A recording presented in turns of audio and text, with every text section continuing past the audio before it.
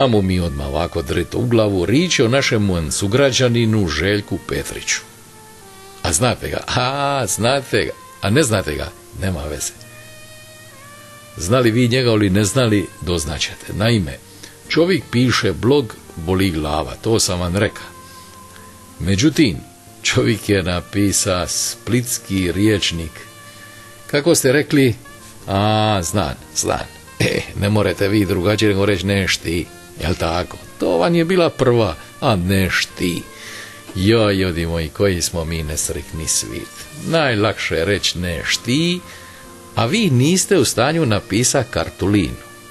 Kartulinu, prijatelju, fameji. Niste kadri njanci napisati 2 rige.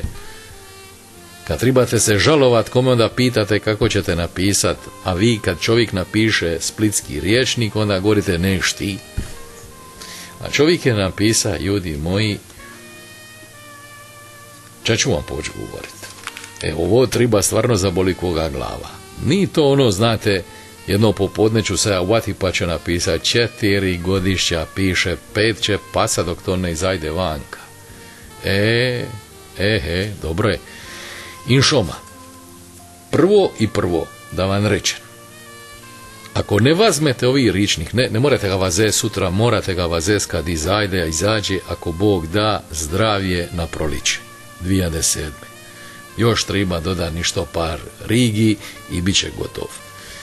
U svaku emisiju ćemo imati 4-5 besid iz ovoga ričnika, a ja vam garantiram, ako ima iko od vas ko bude zna sve beside koje vam ja samo izvadim, ja ću mu kupiti primjerak i darovat ću mu ja.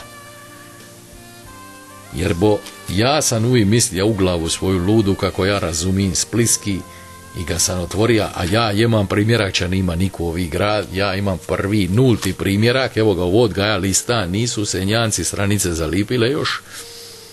Inčerica, 102. strana, to znate, ja da znate vi šta je inčerica, znate vi šta su dobri komadi i bokuni i čaj inčun i indirici, to ja to morate vi danas svaki drugi dan čut, pa vam dadu 5 besid, pa onda vi ponavljate ka papagali ili ne daj Bože kad ukci oni 5, šta je perun, šta je škafetin. Ovo jema ričića ne zna niko, ne znate ni vi, a pravite se da znate. Infišali ste use i u svoje kjuse.